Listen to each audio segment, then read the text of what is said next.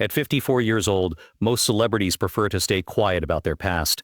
They move on, they forgive, they forget, but not Katt Williams.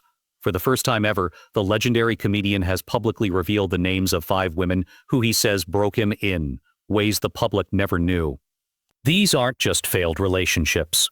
According to Katt, these are stories of manipulation, greed, betrayal, and heartbreak so deep that forgiveness is simply impossible. One of these women allegedly took his daughter away from him. Another accused him of crimes he never committed just to boost her own fame. And one claimed they were married when they had barely even met. What really went down behind closed doors? And which woman caused the most damage to Katt's life? This isn't your typical celebrity gossip. This is a deep dive into the darker corners of Hollywood, where not everyone survives the game. Let's break down each woman one by one, starting right now. Woman number 1. Hazel-E, the user some relationships end quietly. A simple conversation, a mutual decision. But others? They explode. And the connection between Katt Williams and Hazel-E was exactly that kind of explosion. Back in December 2014, entertainment news outlets began reporting that Hazel-E, known from the reality show Love and Hip Hop Hollywood, had confirmed she was dating Katt. Fans had already noticed her appearing frequently at his comedy shows. Cameras were watching. Questions were being asked. Then Hazel-E came out publicly and said yes, they were together. At that time, these two came from completely opposite worlds. Hazel-E was all about reality TV drama, public feuds, and constant attention. Katt Williams, on the other hand, was already an established stand-up legend known for his raw honesty and brutal comedy style. When you put them together, the media ate it up. From day one, this wasn't just a private romance. It was a public spectacle. Then on April 27, 2015, VH1 dropped unexpected news. Hazel-E announced at her own birthday party in Houston that she and Katt had broken up. According to reports, they had dated for about 5 months before calling it quits. There was no big fight on camera, no dramatic scene. Just one statement from Hazel that many people found strange. She said, "Since I'm officially broken up with Katt Williams, I want to find my real soulmate." Real soulmate. Think about that for a second. So what was Katt? Mistake? A stepping stone? A practice relationship? That single phrase felt like a quiet insult wrapped in polite words. But here's where it gets wild. Just 2 months later in June 2015, Hazel and Katt were back together. And this time, Hazel made sure everyone knew about it. She posted photos on social media calling Katt her man crush Monday and publicly thanked him for giving her a new house, a new car, and a completely new lifestyle. She praised him as the realist. And that's when the public started seeing the relationship differently. This reunion wasn't about love. It was about upgrades, material things, status. When a relationship gets described through cars, houses, and gifts, it stops feeling romantic. It starts looking transactional. People began asking the uncomfortable question, was this real love, or was Hazel using Katt for what he could provide? By March 2016, Katt Williams finally spoke about the relationship publicly for the first time. In an interview shared by the Jasmine brand, Katt's tone was cold and cutting. He compared Hazel to a bench player on a sports team. He said she chose to sit on the bench herself, and the truth was, she was never good enough to be a starter in his life. Imagine hearing that. For someone like Hazel-E, who thrives on attention and validation, being dismissed as a backup option by the man she once called the realist must have stung deeply. From that moment on, love turned into a war of pride and resentment. In 2017, paparazzi cameras caught something symbolic. But the harsh reality was that California law at the time often sided with the mother, especially when the father was under heavy media scrutiny. Crystal succeeded in securing temporary custody. From that moment on, Katt Williams was dragged into a long, exhausting legal battle that cost him millions of dollars. While he stood on stage making thousands of people laugh behind the scenes, he was slowly losing his daughter. This became the darkest chapter. From 2014 to 2016, Katt Williams was constantly caught up in legal troubles, assault allegations, public arguments, and media scandals. And Katt believed Crystal was behind the scenes, feeding stories to the press and working with his enemies to paint him as unstable in the headlines. Every time Katt got close to regaining custody of his daughter, a new scandal would suddenly explode. The breaking point came with what Katt later described as a legal kidnapping. Crystal secretly took Leanne out of state and cut off all contact with Katt for months. Desperate, Katt hired private investigators and used every connection he had just to find his child. When he finally did, Crystal played the same card again. She called the police and accused Katt of assault, getting him arrested and reinforcing the narrative that he was violent. In a rare moment of vulnerability, Katt once shared, "I can go on stage and make thousands of people laugh, but when I get home at night, I cry because I don't know where my daughter is, whether she's eating enough, or whether her own mother is teaching her to hate her father." After years of being pushed into a corner, Katt Williams decided to go all in. This time, he didn't use money to settle things.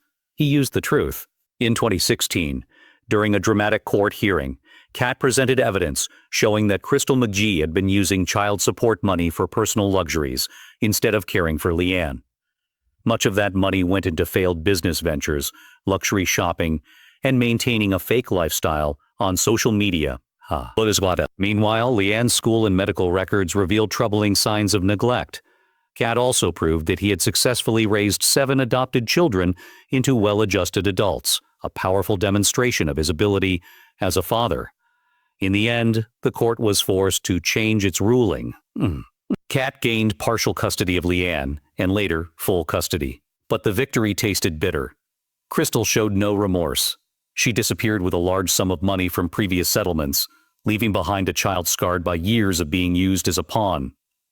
Money can be earned again.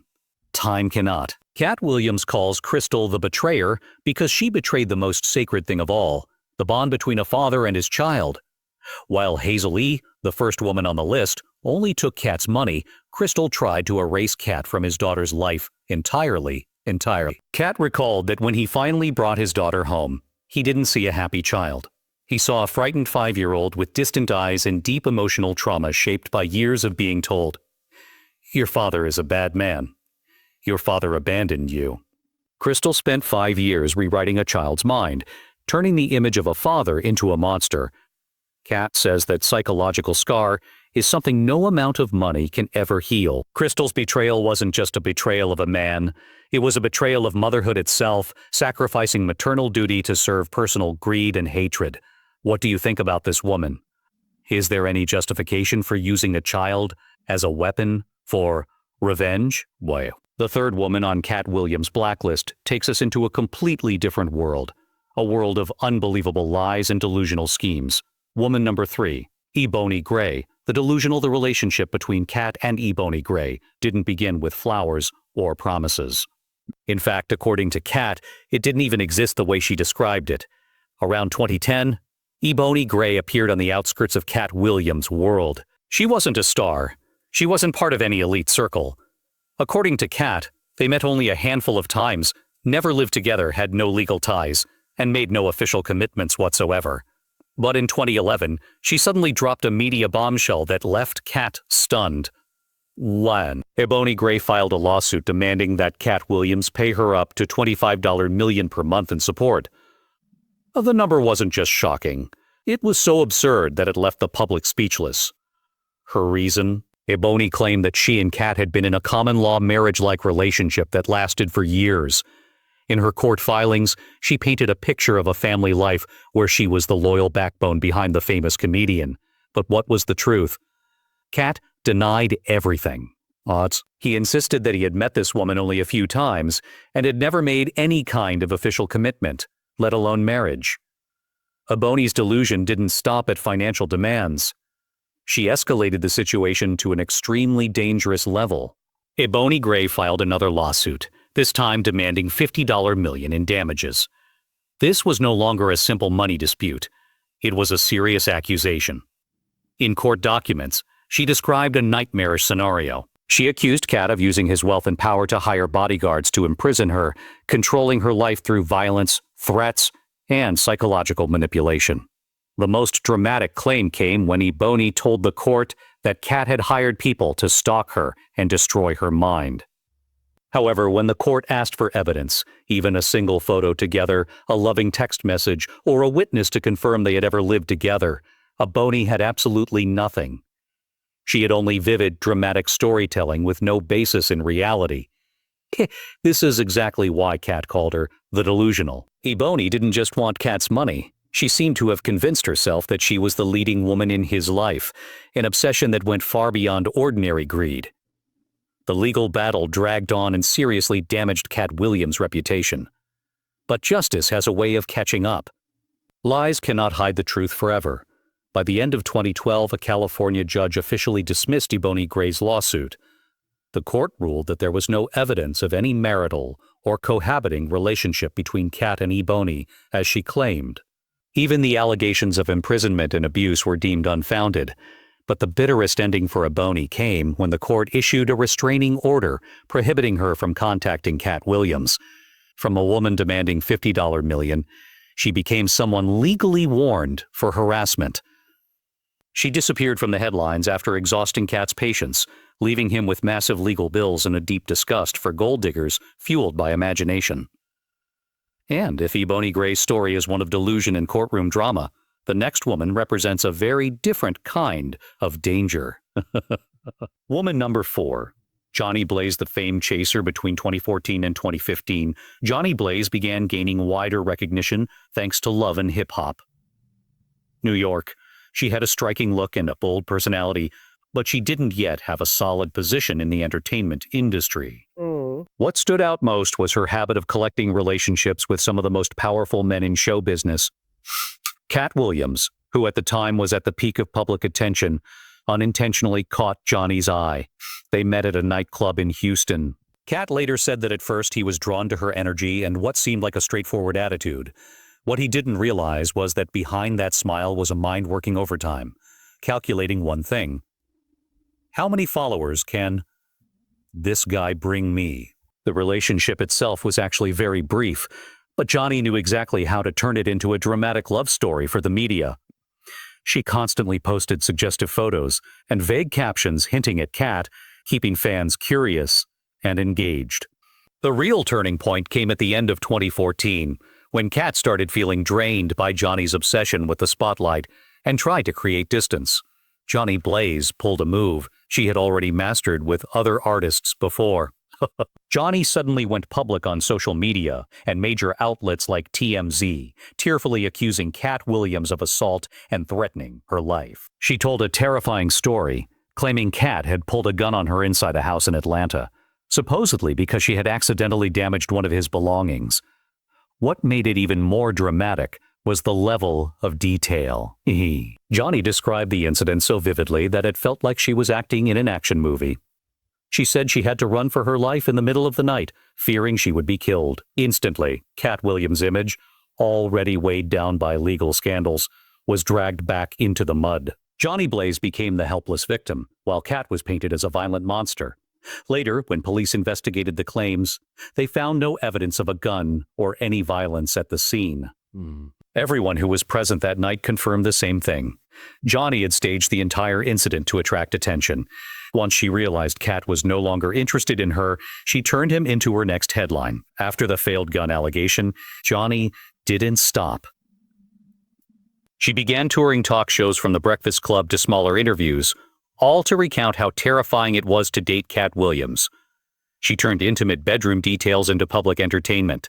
What angered Katt the most was how Jhonni exploited his silence. Katt has never liked explaining himself on social media, and Jhonni knew that. She used his silence as an unspoken admission of her lies. To Jhonni, it didn't matter whether the attention was good or bad. As long as the name Jhonni Blaze appeared next to Katt Williams in headlines, she considered it a win. Katt later said in an interview, "She didn't love me. She loved the engagement I brought to her social media. She was willing to burn someone else's career just to keep her own fame warm." By around 2016, as the public began to recognize Jhonni Blaze's pattern of accusing rappers and comedians to gain fame, her performance slowly lost its impact. Her claims about Katt were no longer taken seriously, and her lawsuits were dismissed by the courts for lack of credible evidence. Jhonni's bitter ending came when the entertainment industry itself turned its back on her. Powerful men began to treat her as a walking scandal risk. Jhonni Blaze went from a potential star to a social media meme symbolizing fame hunger, a fitting ending for a fame chaser.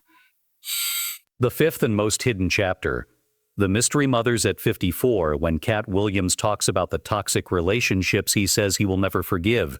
The public usually thinks of love, drama, lawsuits, and names that once dominated headlines. But there is one chapter of Katt's life that is talked about far less, far quieter, and far more painful: the mystery mothers. The women who vanished behind the 7 children Katt Williams adopted. Have you ever wondered what lies behind a sharp-tongued comedian who always appears in flashy suits and fearless swagger? A father, and not just the father of one biological child. Katt Williams became the final refuge for 7 adopted children. In Hollywood, adoption is often wrapped in glossy magazine spreads and tear-soaked interviews about compassion. With Katt Williams, it was nothing like that. He adopted 7 children at different stages of his life, quietly and without spectacle. What sends a chill down the spine is the complete absence of their biological mothers. For decades, not a single woman has stepped into the spotlight to say, "I am that child's mother." Katt himself never mentions their names in his emotional stories. Why? Why? Because according to Katt, they weren't mothers trapped by misfortune. They were women who chose to leave. When those children were still newborns or barely learning how to walk, these mothers decided that a life of freedom, drug highs, or personal ambition mattered more than their own flesh and blood.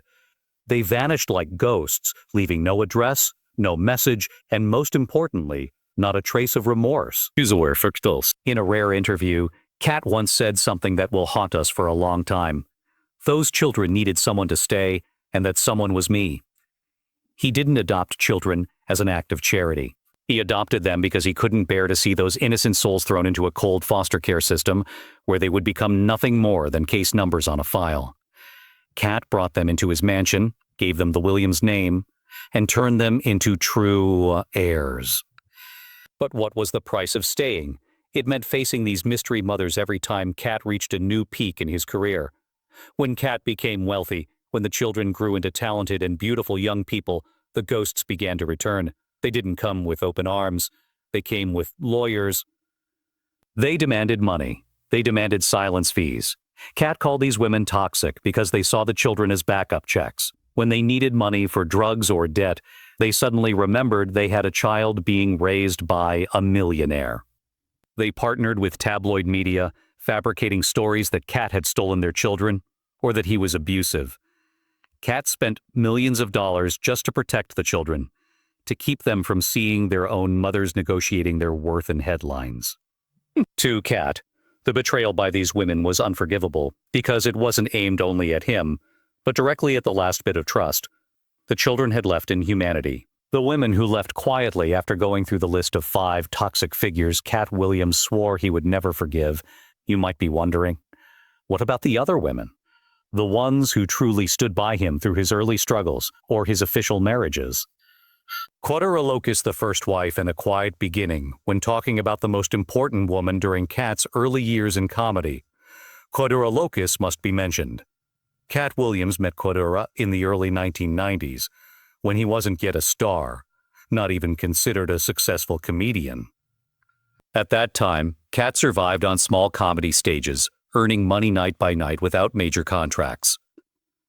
In the mid-1990s, Micah Williams, Katt's only biological son, was born.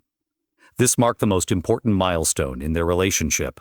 It was also during this period that Katt's career began to show movement. He became more visible in the underground comedy scene and gained more opportunities. But it also brought financial pressure, unstable schedules, and uncertainty. The marriage with Quadrara began to feel the strain of this transition. Around 1995, Quadrara Locus and Katt Williams officially divorced. What made this divorce unusual was that Katt was granted custody of Micah. In the United States of the 1990s, it was rare for a father to gain custody, especially when his career was still unstable. Katt has never publicly explained why Micah lived with him. There have been many rumors, but he has always avoided details. By the way he handled it later, it's clear Katt viewed this as a chapter of the past meant to be protected, not dissected. Quadra Locust thus became the only woman in Katt's life to leave without leaving a media shockwave behind. Ebrahimiah Ebby and Erika Kane, the women who lived in the shadows. Erika Kane entered Katt's life in the late 2000s to early 2010s, a period when Katt had already secured his position after a run of sold-out shows, best-selling comedy DVDs, and film roles. Erika wasn't a public figure. She didn't build a personal brand in the media. Most of the time, she stayed behind the curtain, accompanying Katt on long comedy tours, constantly moving from state to state. This relationship existed during the peak of Katt's earning power. But it was also when his life began slipping into a cycle of trouble.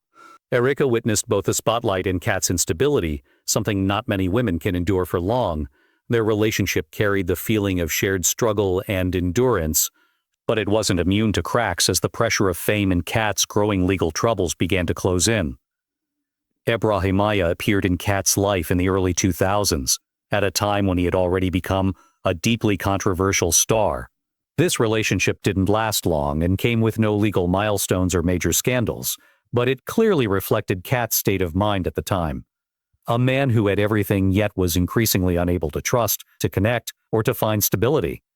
Ebrahimiah didn't turn the story into drama. She came and went as a quiet, unsuccessful attempt to find peace in the life of a brilliantly rebellious man. Where Katt Williams stands today, at 54, Katt Williams no longer appears in public as a man searching for love.